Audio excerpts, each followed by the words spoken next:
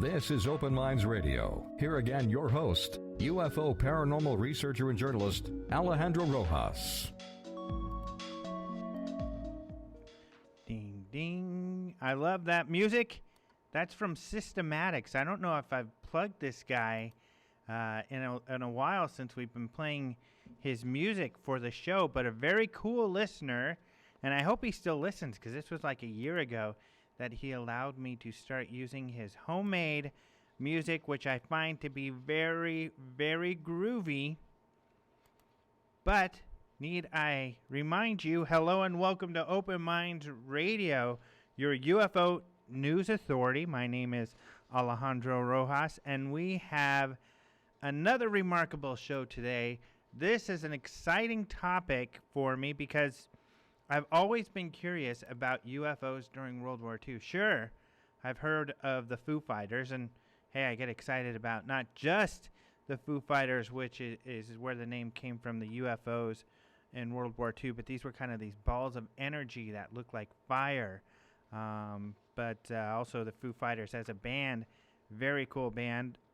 They're obviously into UFOs. But our guest today, Keith Chester, is the author of a book called Strange Company, Military Encounters with UFOs in World War II. He's talking about not just Foo Fighters, but other types of UFO sightings during World War II. So I'm excited to talk to him about some of this stuff and some of his research into all of this. So this should be really cool. I don't think there are very many researchers, as far as I know, that really focus on World War II. So we should have a lot to learn here today. And I just love learning, and that's why I'm so excited about our guests. Yes, I say that all the time, excited about our guests. And I'll give you a little clue. If I say I'm not excited about the guest today, I'm probably a little iffy. But I'm sure our guests are wonderful because, to be honest, I've liked every single one of our guests except for one. And I'm not going to tell you who that is. Dozens of shows. You got to figure that out yourself. Maybe go listen to the beginning of every show to see which ones I say I'm excited about and which ones I don't. Maybe that'll give you a clue. Anyway, another thing that I'm excited about is the UFO Congress. And this is some exciting news too. The latest and greatest, we are adding Paul Hellyer to our list of speakers. So, we had him on the show. It was a great honor to have an actual cabinet member level person of a G8 country to come on to the show, retired of course, and tell us about UFOs and about, not only that, some of you must have been excited because I know I was, talking about the power elite and the big money people who are really running things behind the scenes. That's some pretty heavy stuff, man. So that was really cool. And he's going to be coming to the UFO Congress to talk about that. We've got some other people that have never actually come to speak at the Congress. In fact, another person who doesn't speak very often is Dr. Carol Rosin. She, of course, used to work with Wernher von Braun, the man that is coined as the father of modern rocketry, who brought a bunch of his guys over from Germany with Project Paperclip, and they really started, working on the V2s for the Americans and started working on the rockets and everything that took us to the moon and beyond. Of course, some people don't believe we ever went there, but they did build the rockets. You got to admit that. So she worked with him, and she talks about some of his talking about UFOs and things like that. We've got Linda Howe, and this is going to be unique because we're going to also have John Burroughs and James Penniston. So if you've read thoroughly your latest issue of Open Minds magazine, then you're going to be well-versed on the Rendlesham Forest incident, and you're going to know that John Burroughs and James Penniston were the two of the three guys that went out into the forest the first night to go examine the UFO that landed outside of Rendlesham Forest there, or in the forest outside of their base. So they're going to be there. It's going to kind of be this mini Rendlesham Forest reunion, which is important because it's the 30-year anniversary this year, although this is going to be early next year in February. As we wrap up 2010, good Lord, where'd it go? Still, that's a rare occasion. Linda Howe hasn't spoken at the Congress before. Neither has Leslie Kean, who wrote the best-selling book. We had her on a few weeks ago. She was on the Colbert Report. Very media-savvy person who wrote that incredible book about UFOs and generals and pilots and all of those great guys who wrote, including Fife Symington, about their UFO experiences. So we've got, this is just a portion of the amazing lineup that we have at the Congress. You can see the rest at ufocongress.com, and then you can actually register there. So this is a rare opportunity to see Paul Hellyer. He doesn't speak often, and he probably won't again. So he's also, and this, as far as I know, is the first time this has ever happened. Usually he comes in, does his talk, and he's out of there. But he's actually going to be hanging out. So you can get any of your books signed that you have of his. Maybe you have something else that you want to get signed. Maybe for some reason you were involved with some incursion having to do with Canada, and you have some sort of Canadian shrapnel that was removed from your leg that you want to have signed by ex-Minister of Defense for Canada. I doubt that's happened. I mean, they're peaceful people up there. Much more peaceful than us down here in America. We're just more... They have more right to be upset. They're up there in the cold. We're down here in the warm and the nice, and we're angry. We've got too much coffee. It's too much Starbucks, probably. But anyway, if you want to meet Paul Hellyer, this is going to be your chance, because he usually doesn't kind of hang out. He usually, like I said, is in and out. So you're going to get to talk to him directly and ask him your questions, and it's a pretty incredible opportunity. So this is great. I'm very excited about the UFO Congress this year. It's going to be a lot of fun.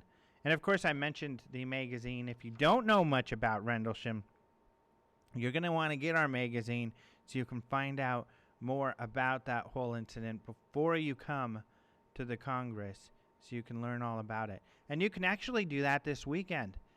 Pick up a copy if you're in the Bay Area, or you're going to be there for the Bay Area UFO Expo. Open Minds is going to have a table out there, and we will be selling some magazines, some single issues, maybe some T-shirts, some hats. We'll be there getting subscriptions. That's a big one. We want to sign you up for our magazine for subscriptions, not just so that we can build up our subscriptions, but we want to make sure that you're informed of the latest and greatest, that you have pretty pictures of all the things going on in these news stories. You want to have that picture, when Antonio Urzi or some of these guys, we're going to do a story on the famous Turkey Ufo. If you don't know about, and I'm not talking about a UFO driven by a turkey, I'm talking about UFO video that was taken in Turkey in 2007, 2008, 2009. Incredible stuff. You want to get the magazine so you can see the pictures there in high resolution and very pretty. That's why you're going to want to subscribe. It's very important that you do so. And you can do that right there live with us at the UFO Bay Area Expo this weekend. Otherwise, go to the website, and then you'll be all prepared to join us at the Congress. Worst case, let's say you can only afford to come to the Congress. You can't get the magazine and the hats and stuff. Don't worry about it. Come to the Congress. Come tell me. Give me your sob story. I'll give you a hat, okay? I'm not afraid to kind of help out those that need the help. Our radio show, I wanted to mention, is also about the day after the show. We posted on YouTube. Some of you might have noticed that. And it's in high resolution. So if you're not able to watch the video live during the show at our website, you can go to YouTube and you can watch it in high resolution, where you can see, pictures of our guests in high res, or Jason, our news correspondent. He comes up with some great pictures. He had a picture of Palin pointing at a UFO.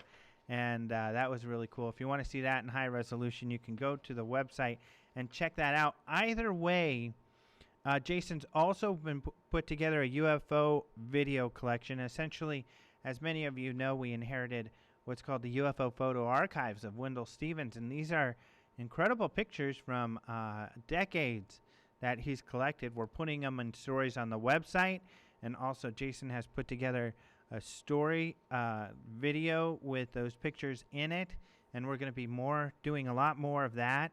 So in order to keep up to date for free, you can go to YouTube. We offer a lot of stuff for free. I mean, our whole website. And this is another one. You can go to YouTube and subscribe. Please do that right now, in fact. Go to YouTube, open up, click the new window or new tab, because you don't want to disrupt the listening that you're doing now. And go to YouTube and hit the subscribe button. You're really going to want to do that. Not enough people have. And then you're going to know the latest and greatest videos and everything that we have up. And we've got some cool ones coming up. We always have cool videos. And, you know, I'd be so excited if I were you guys. I'm excited sitting here now, but if I were you, knowing that I could get all of this up-to-date info in HD, you know, at the tip of my fingers there at my keyboard, just for subscribing. However, speaking of Jason and all of the cool things to do that he does, he also, of course, is here with us every week. You may be worried because if you're watching live, you don't see him sitting next to me. I needed some more elbow room. Kicked him out into the control room. Actually, we're a person short, so he's in the control room. But on our website, we update on a daily basis some of the UFO headlines. Lots of UFOs in the news across the globe, and Jason is here on a weekly basis to update us on all of those UFO news. And he's here today in our control room. Jason McClellan, are you there to tell us all about the UFO news for the week? I am, Alejandro. Greetings and hello world. This is your Open Minds news brief for Monday, October 25th, 2010. There was a particularly peculiar story out of China last week. Again, another China story. But this one was about an entire village being abducted by UFOs. A report claimed that several UFOs had flown over a village near Kinling, after which an entire village disappeared. The report also claimed that all roads leading to the village had been blocked off by military with tanks and missile launchers. It all turned out to be wild flying rumors. Some speculate that nearby spotlights were confused for UFOs. But as for the part about military and the abducted village, it appears that it was all a result of rumors spiraling out of control. And Alejandro, we have talked about rumors spiraling out of control the past couple of weeks in relation to comments made by Mark Pilkington in the book that he wrote, claiming that the military seeded information about UFOs, but then he also claimed that a lot of UFO stories tend to seed themselves and kind of spiral out of control because people start speculating, spreading rumors, and that's really all this turns out to be. I mean, we don't know for sure, but that's what the story seems to be so far. Unidentified flying rumors is what they are. Unfortunately, there are a lot of them. And then they blow up and they become part of the mythology or part of what people believe. That's why it's so important. And that's one great thing, a discipline that I think is great about what we do here is we're very careful about doing some research before and letting you know what research is out there before we say you substantiate something. And sometimes there's not much to substantiate something. And sometimes, unfortunately, there's some evidence that these unidentified flying rumors are identified, F standing for something else, hoaxes. Yeah, and the internet is wonderful for information, but it's also terrible for information. Because as we've mentioned also recently on shows is that major news sources are using YouTube and just small blogs as their one news source, and they don't investigate beyond that. Mm-hmm. And this story about the village being abducted, reports have said that that's where it stemmed from, was just a simple signature on a message board or something, and people took it out of context and invented Well, you can things. do that. I mean, right now, and I think people are really hypersensitive towards UFO information.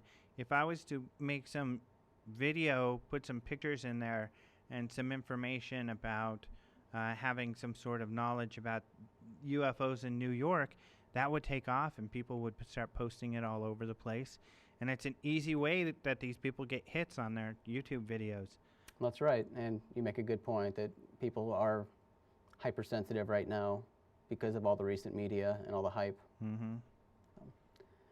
There was another UFO sighting this week, or last week. Dozens of people reported seeing strange lights in the night sky above Richmond, Virginia. A newlywed couple suggested that the lights might have been from a wish lantern, which is similar to a Chinese lantern, they released during their wedding ceremony.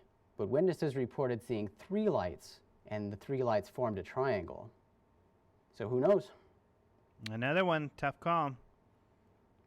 And similarly, in Texas, in El Paso, Texas, a sighting grabbed a lot of attention last week. Multiple mystery lights appeared in the sky. What appeared to be one falling light split into 3 separate lights, and then a 4th light appeared after that. Following the hype of this story, the executive director of a local air show came forward and claimed that the lights were from a patriotic performance by the U.S. Army's precision parachute team. The director explained that each parachuter had canisters with flares attached to their feet to illuminate the sky while performing the synchronized stunt. Yeah, and unfortunately, you know, they show the video of the stunt closer. You know, they even, in one of the videos we posted on this, they had some of the witnesses talk who had seen the stunt being performed, and the video matches completely. So this is one where the Texas UFO would seem to be these parachuters, and, you know, this isn't some kind of cover-up type of deal because they have, you know, plenty of evidence to show that. Yeah, after watching the video, it certainly seems that the parachuting people with flares would make sense. But here's yet another story. A pair of UFOs were seen in Phoenix, Arizona on Saturday night. One witness provided this description: 2 meteors falling out of the sky with flames and sparks trailing behind them. It began turning and moving. The lights were going on and off. The flames and sparks would come and go. The local ABC affiliate says they received several calls about the sightings. The spokesperson for the fire department said the lights were parachute exercises, possibly including pyrotechnics, but the spokesperson didn't know what group was performing the exercises. And that seems kind of odd for the fire department to say they know about the exercises and the parachuters and the possible use of pyrotechnics, but not to know who the responsible party was, especially in Phoenix. It's a dry area and they have a lot of regulations here on fires outside and pyrotechnic usage. So it seems odd that the fire department would say they know about it but not know about it. And then later, to add to the strangeness of this story, an alternative explanation was offered by the U.S. Air Force. Flares. That's a story we've heard before. The U.S. Air Force alleges that the lights were simply flares from the Barry Goldwater Range, the same explanation given for the Phoenix lights of 1997. But, you know, witnesses aren't buying either of these explanations. Yeah, it's funny that it's like these authorities feel like they have to jump on the bandwagon and they need to be the first ones to identify, you know, what these things are. Well, and again, that's atypical for, you know, how this is usually handled by officials and by the military. You know, usually if any alleged explanation is given by them, it comes weeks or months later. You know, we wait forever to hear some sort of explanation, some official word from the officials, and it either doesn't come or it comes much later. But this, right out of the bat, the Air Force puts up an explanation, but that explanation contradicts what the fire department's explanation was. So, again, I wonder what who some of knows? the other, like what's the transportation guy's going to say, or the schools, education, are they going to say, oh no, that was us, we were launching, you know, some... We had a birthday party and we Yeah. lost our balloons. Yep. It's interesting to hear all the different theories and explanations that come forward, but again, it makes it difficult to find out what actually is going on and what's information and what is disinformation. For some reason, the U.S. media seems to be hypersensitive to UFO sightings at the moment, but that isn't the case for residents in Oregon's Central Coast. The area is so used to almost daily UFO sightings that locals have been nearly desensitized to them. Some of the locals are even getting annoyed by all the tourists, researchers, and other visitors swarming on the area to catch a glimpse of their own UFO. That would be exciting, to live in a place where you don't have to worry about having to go skywatch for a long period of time to see a UFO. You can just go outside and look. And yeah, definitely we need to get to know who these people are so we can go up there and videotape what they're getting or seeing. Yeah. If any of our listeners have regular sightings in Oregon or anywhere, we'd love to hear from you because we'd love to come see you. Yeah, take some pictures and get some video too, just for the heck of it, and absolutely. send it our if way. you've got pictures or video, we'll be happy to maybe throw it on the show. And for those of you who don't know, we have a live video stream going of the radio show right now. You can watch a video right along with the show. You can go to openminds.tv to watch that. And as Alejandro mentioned, we do archive the shows. Every show is available online later for your viewing or listening at any time. We do have it on YouTube in high definition. And that high-definition YouTube video, we also add to our website, to the archives of the radio show on our website. So you can watch that right from openminds.tv as well. We got Jason right down there in the corner. And for those not watching the video, you won't know what Alejandro's talking about. But well, most people are, right? Yeah, well, we look like the Brady Bunch in our different boxes. Denver's initiative is finally coming up. This is exciting. November elections are just around the corner, and this election is when voters in Denver, Colorado will finally get to vote on Initiative 300, the initiative that Jeff Peckman has been spearheading that would create an extraterrestrial affairs commission in Denver. More than 10,000 signatures were collected to get the initiative on the ballot, and if it passes, the commission will put UFO and extraterrestrial information on the City of Denver's website. They will evaluate potential risks and benefits of interacting with extraterrestrial visitors, and they will establish procedures for Denver residents to report sightings of UFOs and or extraterrestrial beings. The commission will not use taxpayer money, but will rely solely on grants and donations. Yep, it's exciting finally, because he's been trying to do this for a couple of years. Of course, we've had him on the show. I think we've had him on like 3 times now to talk about his initiative. And it's finally gotten on the ballot after a lot of work, and it's going to be voted on. And of course, everybody's very excited to see how it will go, and if Denver will actually vote to have an extraterrestrial affairs committee. But then, of course, even if they did, from there the city has to build it, and they need to get some funds to run it. And of course, like you said, in order to it not to be a taxpayer burden, it's written so it will run solely on donations. That's right, and it's exciting that this is right around the corner. It seems like we've been talking about this forever, and soon we'll know what's going to happen. We'll finally know. This is cool news about NASA. More NASA news.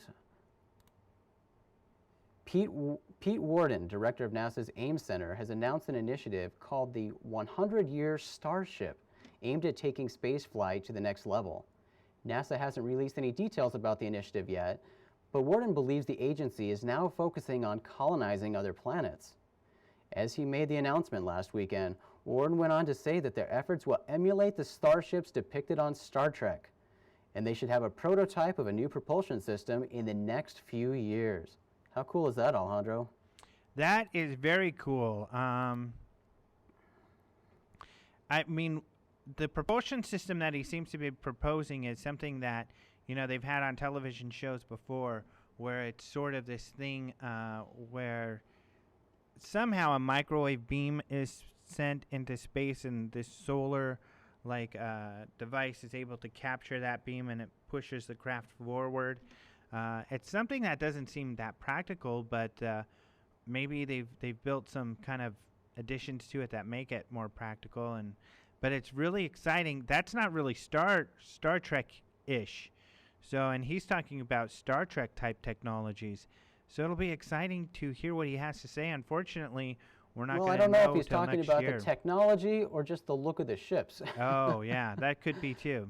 Yeah, I mean, he wants to, his statement said that their efforts will emulate the starships depicted on Star Trek. Mm-hmm. So it could refer to simply the design of the ships. Yeah, which would have like a disc type of portion to it, a large They all disc didn't have part. a saucer section.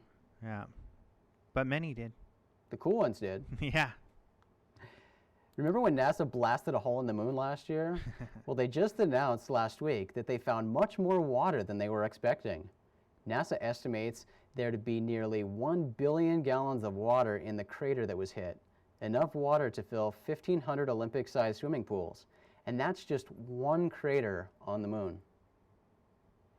Yeah, that's really exciting, that the moon should have so much water. And, of course, water being the big thing that, and temperature, but being a big part of producing life. That's really exciting. It is exciting, and they're finding more out about the moon than they've known before.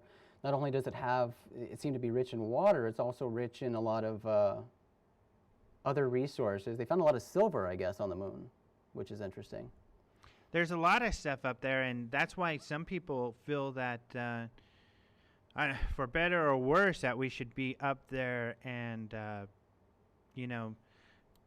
harvesting all of this stuff and bringing it back to Earth, because they feel it's a good way to be able to get these resources. Some of them, like I've heard of H3, a type of resource that could be used for propulsion, because it's a very volatile mixture of hydrogen, and that's very difficult to make, but that there's an abundance up there. It's interesting that we're finding out so much about the closest body to us now when we're doing all this other exploration in deep space. Yep. It's good to know that they're finally getting to work. Yeah. All right, that is it for the news. Remember to check out these stories and more at openminds.tv, your source for UFO-related news. I'm your Open Minds news correspondent, Jason McClellan, and you've been briefed. Back to you, Alejandro. Thank you, Jason. And other Open Minds website news, we put up today the review for AD After Disclosure. Of course, we had one of the authors, Bryce Zabel, on a few weeks ago, and we talked about this exciting book, but you can read our review, which will also be going into the magazine, and that book actually is for sale today. So you can go there also to see the link where you can get your copy of the book. It's going to be great. And actually, Richard Dolan, one of the authors, is going to be at the Bay Area Expo this weekend also. So you'll be able to get the book from him and get it signed. If you're not going to make it to that and you'll make it to the Congress, he'll also be a speaker there. So you can get your book signed. And it's a great book. I think a lot of you, I think most people listening to the show who ponder about the possibility of disclosure, how it might happen, if it might happen, what might happen should it happen, and the ramifications on things like religion or other aspects of society like the economy, then you're going to love this book because there's a lot of very educated speculation around that, and it's a lot of fun to read, and it really gets your mind thinking about maybe some of the aspects of disclosure you haven't thought about before. So you can go to the front page of our website, read the review, see what you think, and there's a link there for the book itself, and go check that out if you think you need to get it. And then also we posted a story in the last week from the Wendell Stevens archive of an amazing photograph from Puerto Rico in the 90s, and it looks kind of like one of those pictures that are too good to be true. Maybe it is, but it does come with a photo analysis that was done, and the person who analyzed the photo put his report, we put his report up on the website with the photo, and he seems to think that it is not a hoax and that is a real picture. So you're going to have to check that out as well. And of course, we update that on a regular basis with all of our news. So that's some of the stuff going on the website. But now I want to get to our guests so we can talk about some World War II UFOs. And I believe we have Keith on the line. Keith, are you there? Hey, Alejandro, how are you? Great. How are you doing? Very good. Good to be on your show. Thank you. Yeah, I'm excited to talk to you and to talk about this subject because I guess one of the first things to start with is the idea of Foo Fighters. One point you make is that there's more going on in World War II than just these Foo Fighters, and you distinguish a difference between the UFOs and Foo Fighters. Yes. What took place in World War II was the term Foo Fighter came about not until late 1944, and that term was put into print after the 415th Night Fighter Squadron started seeing these strange lights over Germany and Europe. And so what is a misconception is that all UFO sightings during World War II were called the Foo Fighters, where in fact it was only a term used over three or 4 months in late war. The sightings had begun in the early 30s and continued into the war under various names such as the Light, the Thing. The British used the term balls of fire. And then in the Pacific theater, after Germany had surrendered, balls of fire then became the term utilized by the American Air Forces on their way towards Japan. Right, and so I've heard that, the other, I probably got it from maybe your website or an excerpt from your book, that the other, like the German or the English and our other allies didn't know or use the term Foo Fighters.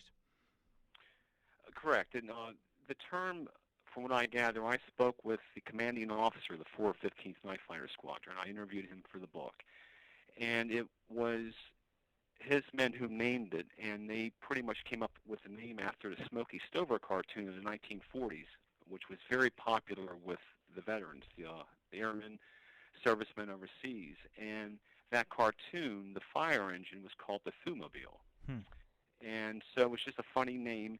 And it's important to know that the men were come up with names to describe something they didn't understand. So they could have said balloon, meteor, falling star, comet, whatever. It was a real host of names, and that was one of the interesting things I came upon during the research was I had to decipher, were these very unusual objects that were being observed or just normal phenomenon, or known aircraft that were unidentified, because it was very important to know that during the combat missions, these objects were considered German technology at first. But as the war progressed and as the men became acclimated with the sightings, they realized that the technology was far superior than conventional technology of the day. Mm-hmm. And that's what really got the ball rolling, and investigations were then brought into play. We know that investigations go back as far as 1943 for sure, but I'm sure they were already in place by the time the British, were combating the Germans in the opening years of the war. Mm-hmm. So what inspired you at first to look into this particular aspect of UFOs? Well, in 1989, after about 2 or 3 years of serious research into the subject, I became very enthralled with it. I had a childhood sighting in the mid-'60s, but that was very brief, and then by the 80s, there was a real influx of books coming out. In 1987, of course, the book that really lit the fire was Whitley Strieber's Communion. And Bud Hawkins had released Intruders, and Gary Kinder had been following the Billy Meyer case with Light Years. So these 3 books hit the shelf at a time where it just really attracted my attention. So during that time, I had uncovered a story in nearby where I lived in Frederick, Maryland, of a student who not overheard, but was told by her teacher, the whole class, that she had overheard a conversation while working in the Pentagon in 1970. And so that had to do with a alien craft and occupants that apparently were being stored or they were discussing. This teacher at the time was working for the Office of Civil Defense. She was a CETA employee, meaning she was hired by the Civilian Employment Training Agency as a summer hire to give her employment while she was going to college. That put her in the Pentagon as a secretary to a Colonel Sullivan, who was, of course, the director of the Office of Civil Defense. And one day, while she was at work, other military officers came into the office and sat down and discussed having a UFO and occupants in custody. And were trying to determine, should the press know, should the public know, what should they do with them? And that's pretty much the extent of her story. That's all she heard. Wow. Of course, she was a college student, and she tried her best not to eavesdrop, but it was really one large office, and that was it. So she was really shoulder to shoulder with them. And so I decided to look further into that, and I knew at the time one of the leading researchers in the country for crash and retrievals at the time was Mr. Leonard Stringfield. And so out of the blue, I just called him up one day and said, look, I have this case. Would you be interested in guiding me through an investigation, how to interview the subject and approach the matter and fill me in? He was more than glad to help. And so during that time, I heard firsthand Mr. Stringfield's World War II sighting, which was absolutely fascinating. And I knew at one point I wanted to look more into the World War II sightings. And so by 1999, I was able to devote full-time research into World War II specifically.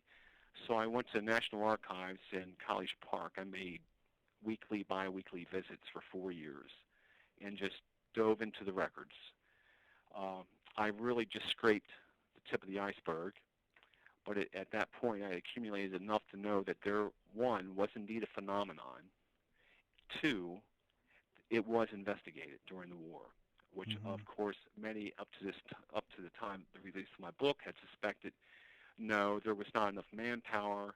We had a major conflict going on, and we just didn't have time to follow aliens, UFOs, and things like that. But we have to remember the term UFO did not exist. Right. One, and two, the United States and the British, the Allies, were scared to death of German technology, which was advancing at an alarming rate. Aeronautically, in World War II, they were estimated to be 15 to 25 years more advanced than anyone. Right. Well, they had things like jets and other technologies, and just like today, especially during wartime, you want to capture these advanced technologies so you can start to utilize them. That's right. Catch and it was up. a great effort to do that. So these reports that were coming in were high strangeness, and they were technological because they were describing physical craft in many cases. And some of the cases are really straight out of the pages of pulp science fiction. But most of them were just lights or that were in the sky with them, but they were performing at a remarkable advantage over what we had in the sky at the time. Was there a document that you had come across, or perhaps many, that specifically kind of gave you the proof that there was an active investigation going on? Yes. First of all, the one document that I needed before I started the investigation, I wanted to have at least one document in my hands that made me feel there was a UFO type phenomenon occurring during the war. Right. So I found that in the 1953 CIA hosted panel report, the Robertson panel, which were a team of scientists, national scientists, that were hosted by the CIA, put together to determine if UFOs were a national security threat. Because by late 1952, of course, we had the flyovers in Washington, and UFO sightings they were everywhere, not just in the United States, but around the world. So they were trying to determine if this was indeed a national security threat. In that report, interestingly enough, they mentioned the Foo Fighters. Now, they say that it was St. Elmo's fire. They believed it was St. Elmo's fire. But what was remarkable with that particular report, there was a section in it that's under, it was called On Lack of Danger. That was the section. And in that, I quote, "If the term flying saucers had been popular in 1943 through 1945, these objects would have been so labeled." And so to me, that said there was more to the story, because I for one, believe that the Robertson-Powell report is still a watered-down version that we do have. Mm-hmm. So interestingly enough, heading that panel was Dr. H.P. Robertson. So we jump forward now to my investigation in the archives. So I was finally able to, after several years, find the one document that showed there was an investigation of the Foo Fighters, and this was authorized by General Eisenhower's office, SHAEF, the Supreme Headquarters Allied Expeditionary Force. His command authorized this investigation. He asked his scientific advisor to look into the phenomenon, the Foo Fighters. Now, the phenomenon had not been reported in the press until January 1945. And I believe that if it had not made it into the AP wire, we probably wouldn't have heard of the subject. But it was out, so SHAEF looked into it because people were asking. So he sent his scientific advisor, asked him to look into it. That scientific advisor for General Eisenhower was Dr. Robertson. So he went into 1953 with knowledge of the phenomenon. So that right there was one official investigation. I also found another official investigation that General Spaatz, who was then in charge of the United States Tactical Air Force, had an investigation going. The British had an investigation going that started in 1943-44, and they called it rocket phenomena. That was the name of theirs. That was what they were using as a term. General Arnold also had a staff member, Colonel Joseph Chamberlain, who he asked personally to look into the subject. And he actually, Colonel Chamberlain, actually went around and investigated, including the 415th Night Fighter Squadron. I went to the Library of Congress after Jan Aldridge, a behind-the-scenes, basically, researcher in the United States, gave me a tip, and I went in there and actually found the notes. So we have that. But in the Robertson-Powell report, the most knowledgeable person who was investigating the phenomenon was a Dr. David T. Griggs. And Dr. David T. Griggs was attached to every intelligence operation during the war, all the way to the Manhattan Project. He was a radar expert, and he worked out of the War Department. So Dr. James McDonald, who was an atmospheric physicist, who's real famous in terms of UFO history, he actually called and spoke in 1969 to Dr. Griggs.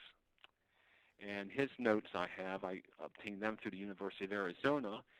And yes, Dr. Griggs was asked by General Arnold, who was then the commanding officer of the Allied United States Air Forces, to investigate the Foo Fighters not only in Europe, but in the Pacific Theater of Operations. And he determined that there was a phenomenon. It seemed that the European sightings were different than the ones in the Pacific, and he had written reports of his findings, which he did not really find an answer, even though he went into Japan with the troops and investigated it. But those reports have never been found. So that, in a nutshell, is the concrete elements that really substantiate there was a phenomenon occurring during the war.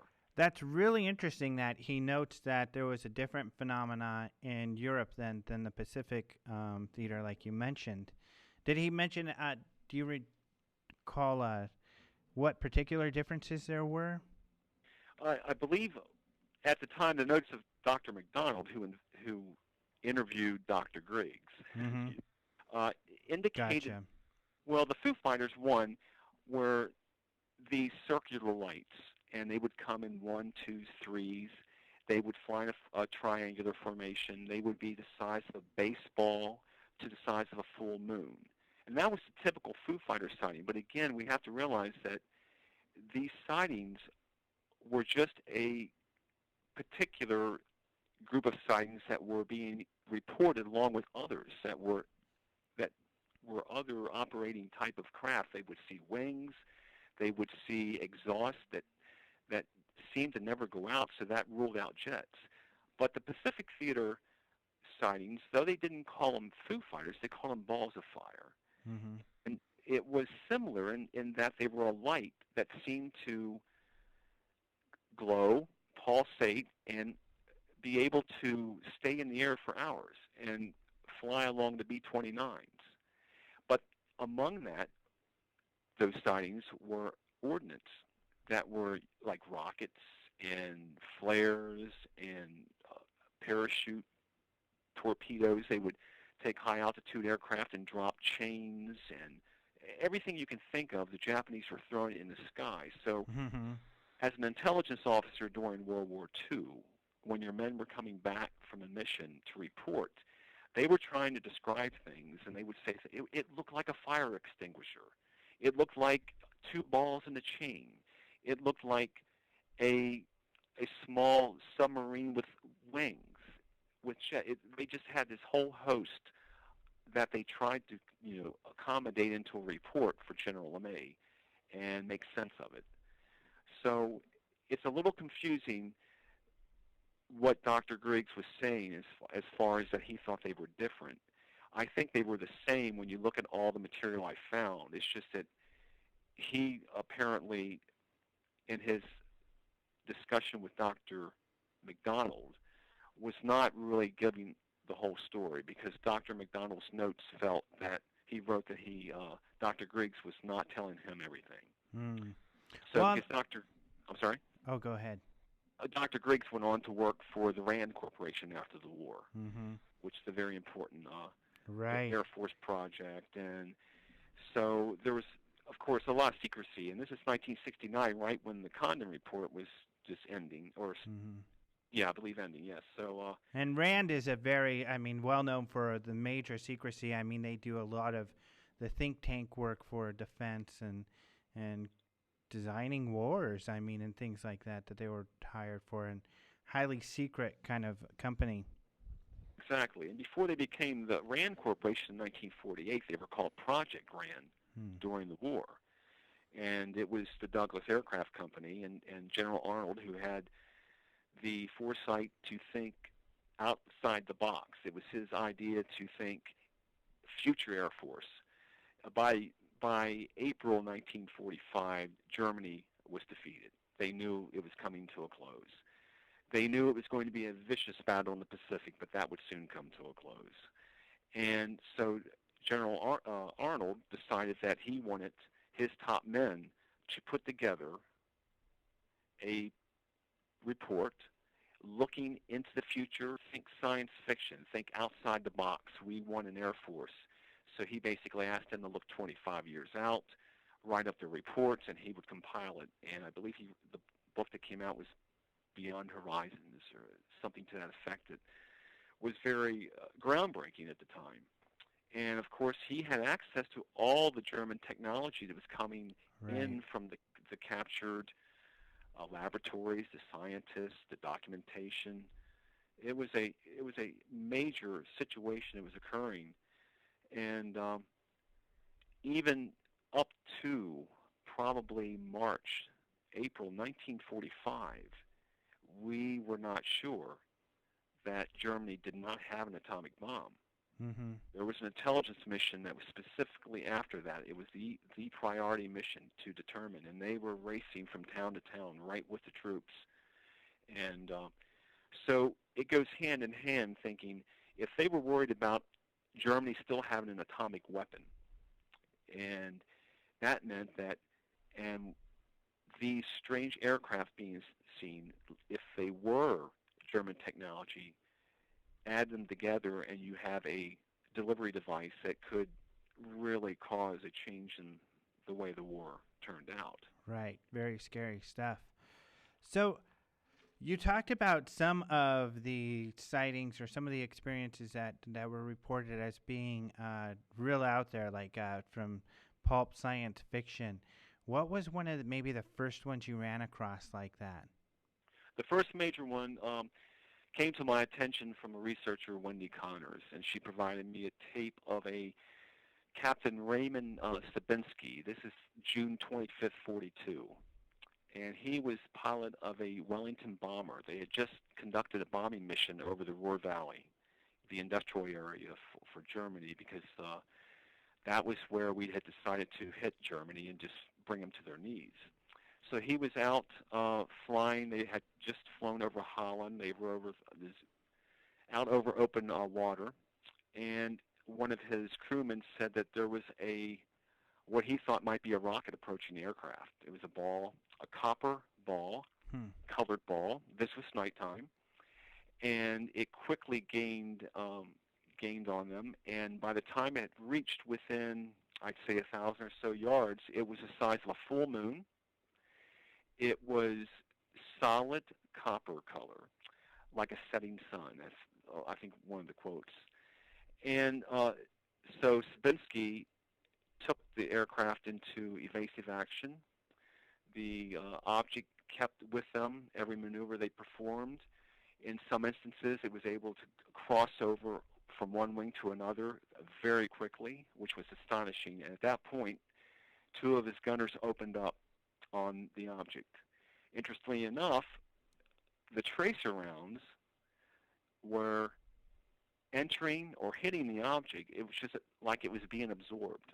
And it was definitely close enough they knew they were within range, but there was nothing coming out the other side, and it was causing no effect whatsoever on the object. Wow. This put him into a panic, and he came, finally when he landed, he ran in for debrief, and the first thing out of the intelligence officer's mouth were he and his crew were drinking. It was nothing but ridicule. Wow. So he knew to shut up because he didn't want to be grounded, and he started asking some of the pilots coming in after he landed, and they too had seen an object that was similar, but they knew better than to report it because, again, early in the war, they were not being taken seriously. Well, and even for decades afterwards, probably to this day that happens. That's a story you hear over and over where people maybe wonder, like this incident, I've heard. Not this particular incident, but similar type of thing where, let's say, a Navy ship, I've heard a gentleman who had sightings and tried to report them, and then when they talked to their friends and asked, did you have this experience? Yeah, I did, but I was smart enough not to say anything about it. But this whole trend of don't say anything so you don't get in trouble. Yeah, it was very, very, it was very difficult, but during the war, what the unique aspect of this was, by mid-war, the intelligence command realized, hey, we cannot afford to have these men not tell us what they're seeing. Right. Because what if it is advanced technology and we're not prepared? So there was a big change in attitude. By 44, they started to take the reports. They weren't being ridiculed, but they weren't acting like it was anything special. Some instances, right, would tell them about an object that was huge, and they say, okay, thank you, and that would be it. So obviously it was being passed on to higher commands. By November of 42, the first piece of documentation to come out that showed there was something being observed that was really causing the crews to become unnerved was discovered by British researchers Andy Roberts and Dr. David Clark. And this had to do with a sighting over Turin, Italy. And the crew of a bomber crew reported seeing an object that was about 200 to 300 feet long, and it was traveling around 500 miles per hour.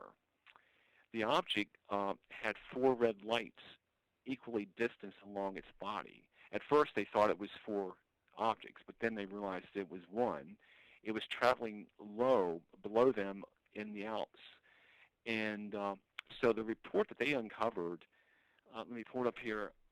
I quote from this report. Herewith a copy of a report received from a crew of a Lancaster after raid on Turin.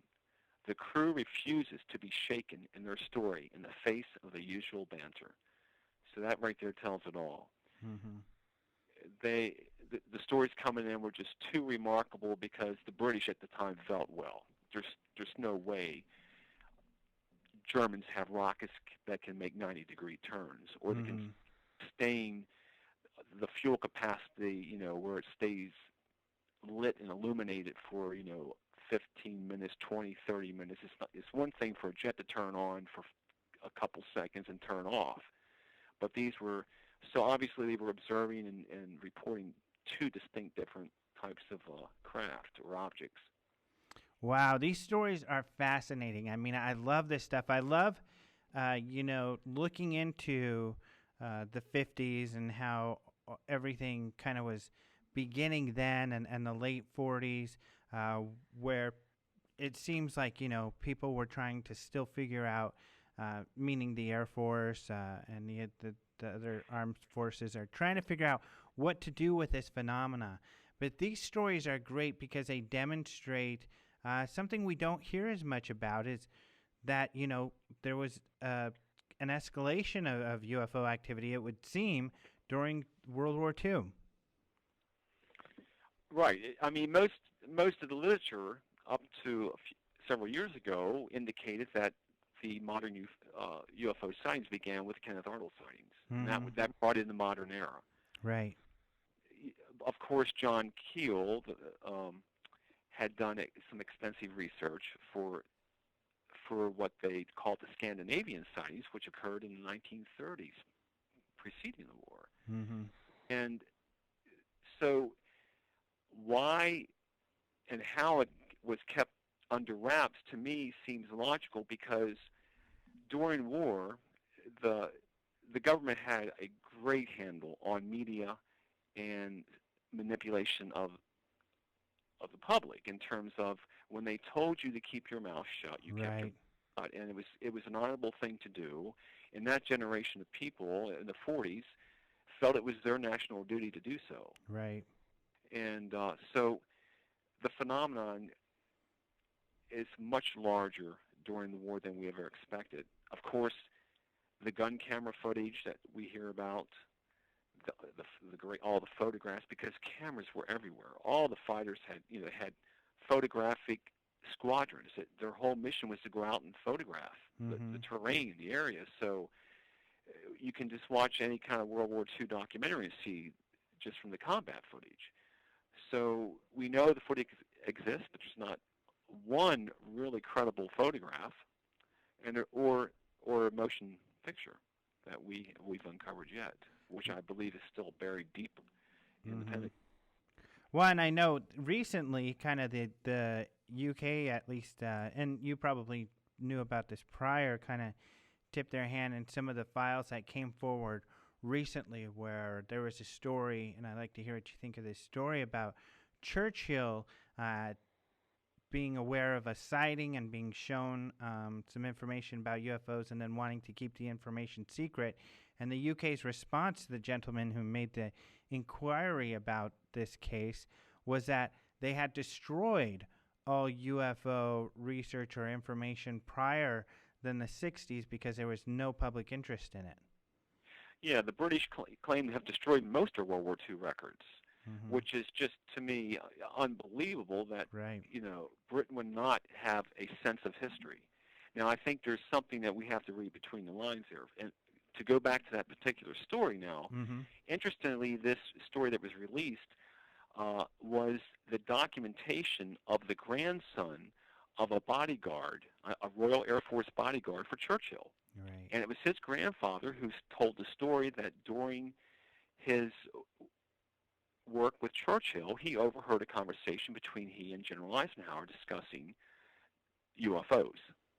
And that was something his grandfather had told him over and over as a child. It was known in the family. So it was the grandson's inquiry about his grandfather's records. So that's what got released to the public, not the report. Right, so again, unfortunately. it's nailed down, and I still think that one of the things that the agencies in the United States will do, I'm convinced, is that they'll say, you'll file a FOIA. Let's say I want UFO records from 1952 or something, and they'll say, we're sorry, no records exist. Well, that's true, no records exist, and they're talking about paper form. Mm-hmm. I believe that maybe the paper records were destroyed, but you can bet they were microfilmed, or there is some type of documentation that they really, I don't think that the FOIA is nearly as effective as it was meant to be, and I believe that in the beginning it was very effective because none of the agencies really, in 1970, I believe 75, 77, when it was enacted, ever believed in the 40s, 50s, and 60s that such a thing would occur, that the general public could access secret records. So there was a big behind-the-scenes thing happening, I believe, that really pretty much redesignated the records. They've changed the name, so if you don't ask for the correct name, you don't get the file. And it's not like the people who pull these records know anything. They're just going after what you file. Right. They're just hourly employees. So yeah, and a lot of them, I'm sure they've come up with, loopholes. And as we know, the government doesn't necessarily have a lot of control over itself. And there's some departments that feel they're above the law and just won't comply. And some of them are powerful enough that nobody can tell them any different. Right. It's really a minefield, and there's a lot of misinformation, disinformation, and of course, sometimes we accuse an agency of knowing more than they do, and maybe Right. they don't. It's really the deny, keep it quiet element Mm-hmm. in the United States government is pretty effective. I wanted to And ask you about MacArthur and, of course, his statements about expecting a UFO attack or an alien attack in the future, the next Great War. Do you know much about what MacArthur might have based that comment on? the only thing, when I was researching, the only thing I suspected was he had access to the files that indicated that there was something in the air that was not conventional and not of this earth. Mm-hmm. And whether they had something, if they had an object, if they had shot any down, unknown. But it seems to me that from what I found and from the reports I have seen and the veterans I've spoken with, it tells me that MacArthur had an insight. He Mm-hmm. was on the inside. So for him to make that statement, it could have been just off the cuff or something that was, it couldn't get him in a lot of trouble, but it was kind of like a message, like General Eisenhower's military-industrial complex Mm-hmm. statement. You had it was a statement that got out there. You didn't know a whole lot about it, but it was something important. So that's all. I never found anything that indicated he knew anything during the war, but given that General Eisenhower was telling his chief scientific advisor to investigate the night phenomenon, and that's what they called it in the actual reports, it tells me that at the SHAEF level, MacArthur was aware. So he knew anything else would something. be speculation. Right. Yeah. What about crashes? Did you come across any UFO crash documentation during World War II?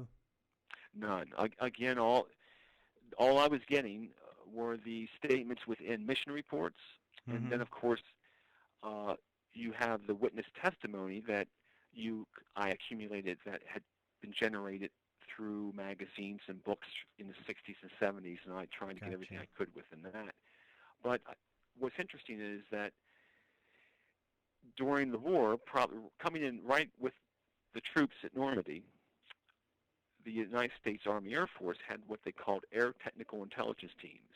Mm-hmm. And this was a team of 2 or 3 guys in a Jeep, and they had what they called a black list or a blue list. I believe it was blue list. And this was a list that was generated out of right field by the engineers of what to look for.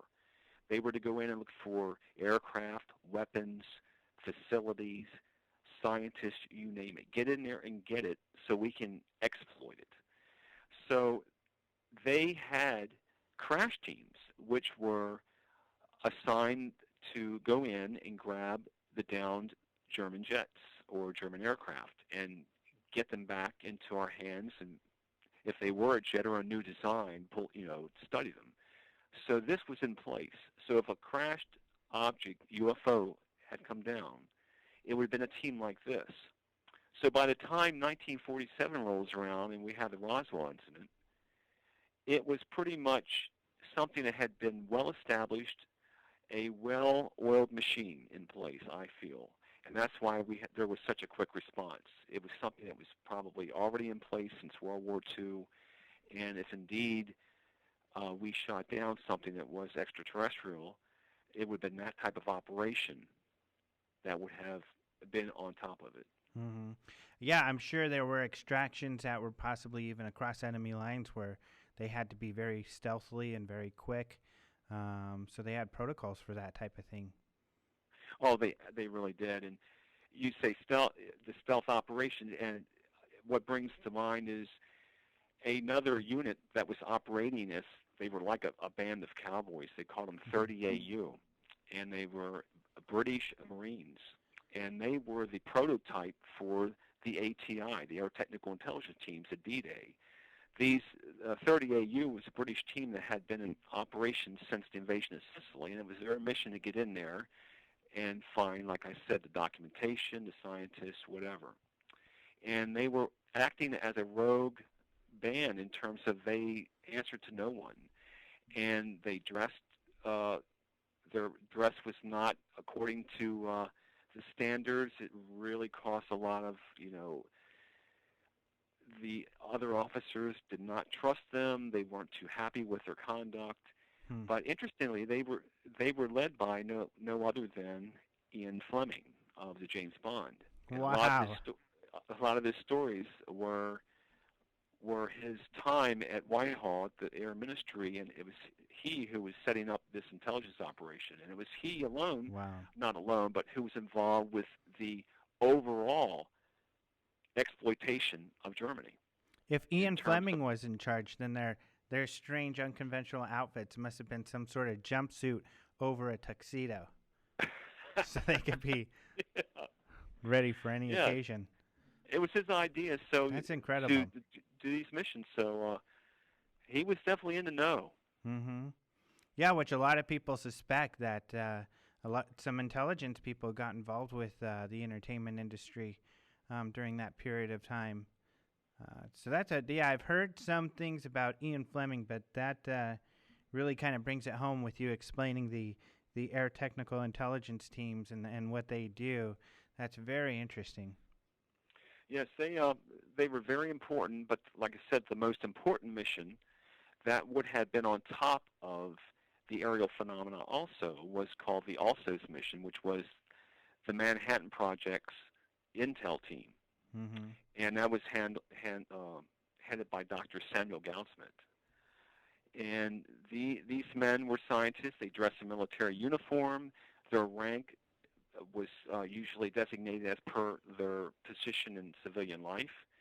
And they would go in, and his mission was to get in there and find out if, of course, they had the atomic bomb. And the important thing is, I found reports that he was personally writing on rocketry and on aircraft.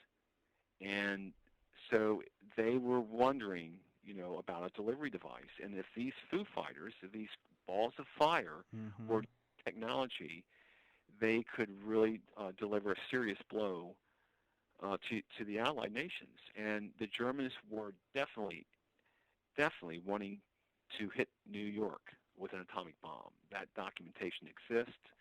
They were designing bombers for it, and there's no doubt. So there was a real race to uncover all this. Well, I want to hear some more about maybe another of these stories, because I love these stories of especially these more dramatic experiences. Okay, well, that I personally heard myself, one of the most dramatic experiences was Mr. Stringfield's.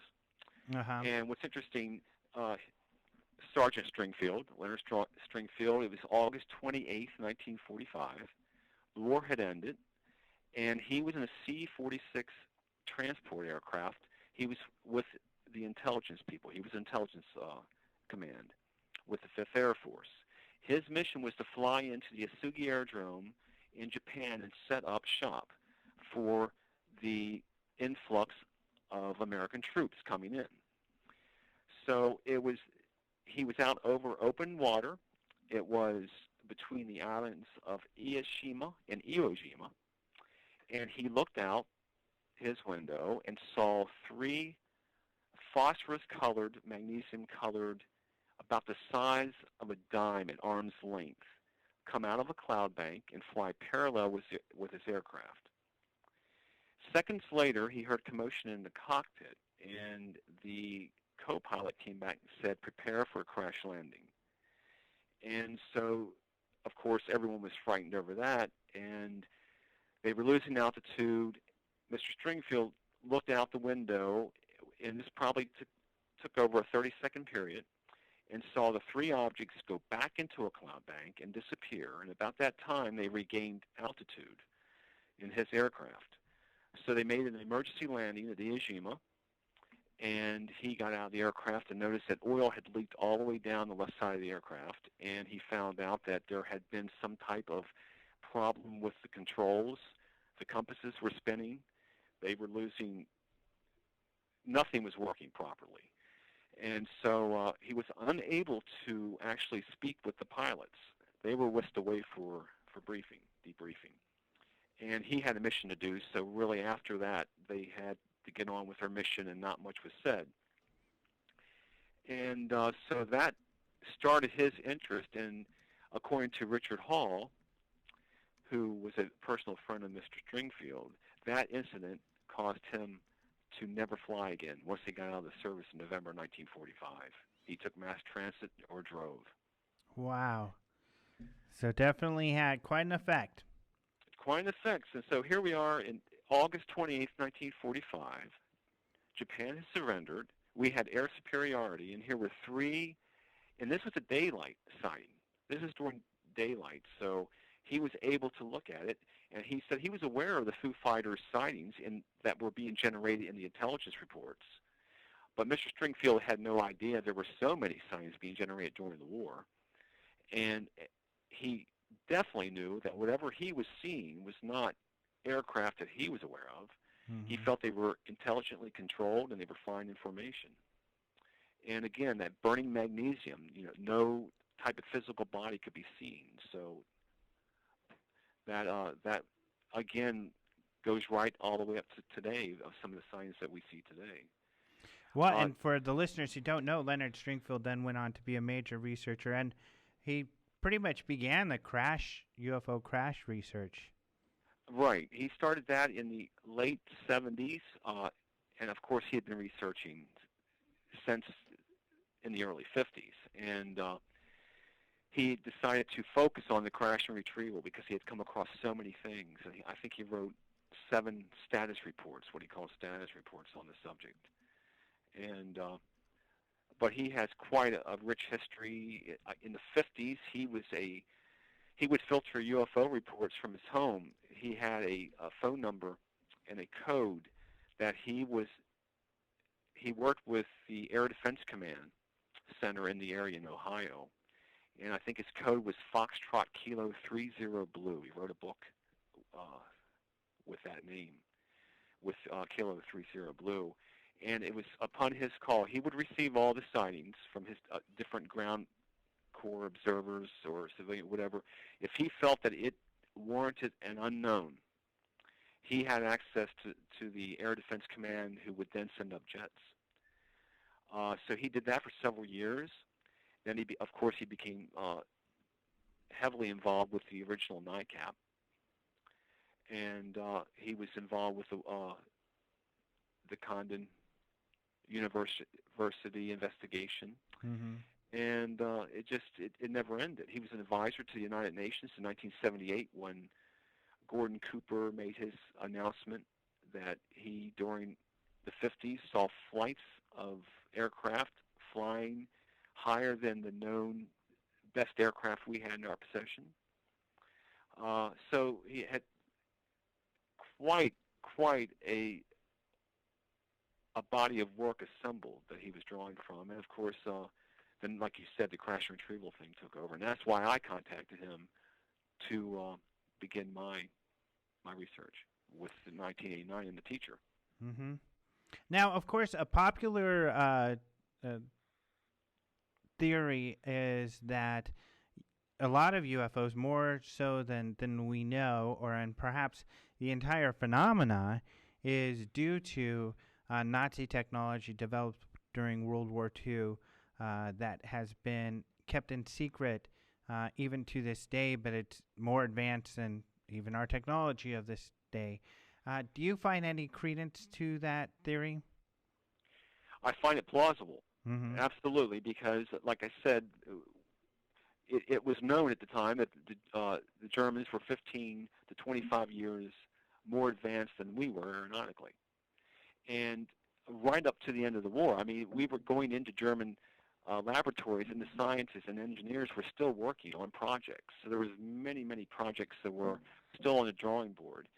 And there's no doubt that we uncovered things that was exploited for the Cold War.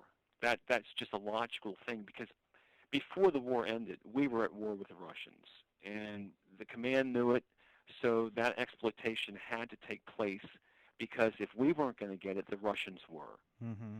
And so there was that battle. But what throws a kink in that story is in 1948, after the alleged estimate of the situation, which was a report generated out of Wright-Patterson Air Force Base by the engineers in Project Sign, who were investigating the phenomenon, wrote that it was likely that we were dealing with something extraterrestrial. That report went up the chain of command, but was slapped down because there was no way that was going to be what they determined these sightings were, for whatever reason. And the reports included where we were going into Germany in 1948 and hunting down some of the aircraft designers that we had in our possession in 1945, but we let them go. And these were people who were designing Delta aircraft, A-shaped aircraft, and just finding out, is there something that we didn't understand, or is something that they knew and they weren't telling us? So they were going back in and getting these guys and interrogating them. So if it was something that was being exploited, it was used in 1947, like for Roswell. Then why in 48 were they still puzzled? Right. So there's a lot of inconsistencies, but it's a very plausible scenario. I understand where the researchers are coming from. I find it fascinating, and there's some truth to it. There is an element of truth to it.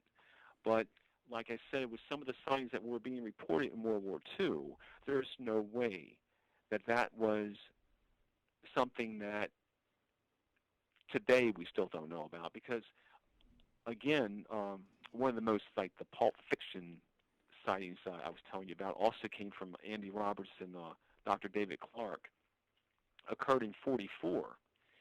And RAF pilots Brian Frow and Ronald Claridge said that they had observed, and they drew pictures for them, an enormous disc-shaped craft.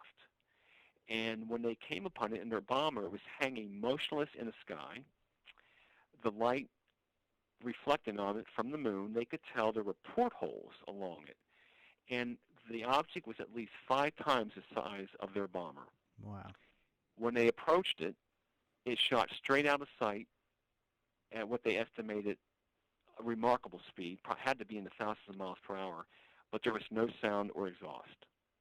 They reported it to the intelligence officers, but again, the reports were taken, and they were informed of nothing. So, of course, that official report has not been found. So these are the more extraordinary sightings that are very numerous, that there's no way that Germans would have an aircraft like that. Right. And like you say, so, and it would make sense that there are technologies that were possibly gleaned from the Nazis that we don't know about because they're still in secret projects, but to explain the entire phenomena is a little difficult. Yes, no. When you look at the phenomenon throughout all the decades, if you look at it specifically through the eyes of World War II, it's going to be looked at as German technology with these men were drunk, it was war nerves, they misidentified something, it was optical illusions, so there was that going on. But of course, the war ended, the sightings continued. Now, go ahead. That's it. That's fine. I was going to say in the 50s, that the whole contactee movement became very popular. People claiming to speak to the pilots and the occupants of these craft. Not that, ETs were maybe as much in the zeitgeist back in World War II, but did you ever come across any sort of story of anybody claiming some extraordinary communications like that? Well, there are stories that were being generated from the civilian, and my book did not include civilian sightings. And there were reports in the 40s where civilians were encountering beings or the objects at close range and seeing beings on the outside, but I don't recall hearing where they were actually communicating with them. Of course, it's not my expertise, and I don't want to do injustice to researchers who have put a lot of time in this, but no, I did not. I wasn't aware of any of that. The contactee movement, of course, came on the scene in the 50s, and here again we go to the situation where it leaves a lot of people scratching their head. Right. And here's where what I started to look into was the work of Dr. Jacques Vallée, because Dr. Vallée at the time, I guess to this day, still believes that if the phenomenon was strictly nuts and bolts, he'd be very disappointed. So we're dealing with a situation where if the phenomenon is multifaceted, which it most likely is, it demonstrates a unique ability to do many things, and that is manifest itself the way it wants to. He suggests that maybe that the technological objects that were being seen changes with the technological advances of us. There could be a host of different theories that come into play here. So I try not to go into any of that with my book or my research. Well, like you said, even during World War II, which could have been, you could argue is the modern, when this all began, people were scratching their heads, and even to this day, the phenomena seems to be so enigmatic that it's hard for anybody to really say they've got it all figured out. In fact, the most wise researchers I know of, the more they research, the more they say that it just creates even more questions. Absolutely true. Absolutely true.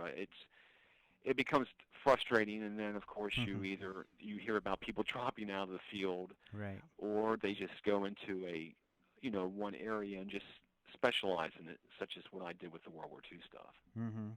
Now, which kind of gets back to what the military may know or what the government may have figured out. Do you have a sense, or maybe even just an educated opinion on whether or not there are people within the government who have a lot more answers? Maybe they have most of it figured out, or do you think they're still kind of scratching their heads like they were in the past? I feel that the government or the military know a tremendous amount of information, but I don't think they have the answers. I'm not convinced that we are communicating with an alien race and conducting business like it's been suggested. I think one of the problems is, since they don't understand it, I tend to fall into the category where I feel that if they were to reveal, the government was to reveal, or the military, that we are experiencing something in our skies that is definitely not of this earth, it would cause a situation where we would lose faith in their ability to protect us. And many people have taken polls to say that's not the case. If all the major networks would announce that we are being visited by aliens from another planet, everything would be fine. But then again, you hear the other camps discuss, well, no, the people who follow religion, that would be affected. The belief in the government would be affected. It would cause a type of chaos. And I believe correct me if I'm wrong, but was it Rand or the Brookings Institute who wrote a report in the 60s that determined that what has happened and occurred through history, when a civilization encounters a civilization far in advance of itself, it begins to topple that particular civilization. Yeah, I believe that was the Brookings report. And speaking of reports, I think it was the Robertson panel, which kind of concluded that, this if the public found out, then our complete society would crumble and fall down. So we couldn't let people know yet about what's going on. So it's hard to say. It really is. It really is. And, of course, by 53, I'm convinced that it was an art form in keeping this lid down. Yep. And as especially far as into media manipulation. Yeah. Yeah, and, this book that I talked about earlier, I'm not sure if you heard that in the show, the new book by Bryce Zabel and Richard Dolan called After Disclosure. Yes. Yeah, it kind of contemplates all of these things. And then you have, of course, Churchill and Eisenhower. If that story was true, that we spoke about earlier, thinking that, well, we better not say anything because it'll affect religions and things like that. So it's hard to say, I guess, until it happens. I mean, I get this sense that perhaps people could handle it, but then when you read AD and you think of maybe some of these things you've never thought of, who knows? It's so difficult to say. It really is. I mean, I personally, I would embrace it to a point where I would also be very leery of it. Yeah. And I think Stephen Hawking said that it may not be a good thing to encounter this. It may be, quite a horrific event. And not that it was meant on their part, but the way they treat us or handle the situation may not be something we want to experience. Mm-hmm. So they might as well just answer the question for us, disclose, and then we'll find out. That way we can get the question answered. That's right. Well, is there anything else you wanted to share? Let's say we should mention your book, of course, like I said, Strange Company, Military Encounters with UFOs in World War II. It's published by Anomalist Books, so you can go to anomalistbooks.com to purchase the book. It's on Amazon. Do you have your own website? No, I have a blog called Stalking the Elusive Truth. I just started that a few months ago. I'm really behind with the getting the electronic media situation going. So, yeah, it can be it can be tough to handle. Stalking the Elusive Truth. Yes. Okay, great. And that's a blog that you've got. So all of these places, I would definitely recommend the book to people. And, I mean, I'm so glad you're doing this kind of research. This is so very, very interesting. Oh, I really appreciate the fact that you're interested, your listeners are interested, and thank you so much for having me on the show. Thank you for being on. Okay. All right. Thank you very much. That was Keith Chester, as you all know. And next week, we are having our Halloween special. And what does that mean? That means we're going to be talking ghost people. So this is going to be a show that you're going to want to listen to in the middle of the night with all the lights off. You'll probably be there anyway because in a week from today, you're going to be hungover from your Halloween parties. So what we're going to do is start off the show with some EVP recordings. That's some ghost kind of research that, my cousin Jason, who you know of, his group has gone on and done, and they got these incredible electric voice phenomena recordings where you hear these voices and stuff, and he'll tell us the situation behind those, and we'll play those. And then for the remainder of the hour, we're going to have Rosemary Ellen Guiley. She's a great paranormal researcher out there. She's extremely busy this time of year, off doing lectures all over the place. She's written 40-plus books already, and 9 of those being encyclopedias, her latest being the Encyclopedia of Vampire and Werewolves. But she's done a lot of UFO research, too, and I want to talk to her about some of the likenesses, and also you'll find it kind of shocking, some of the research she's done to find and have found it has some ET connection. So that's going to be a lot of fun. So tune in next week. Thank you for listening to the show tonight. Be sure to check out openminds.tv and register for UFO Congress at ufocongress.com. Talk to you next week.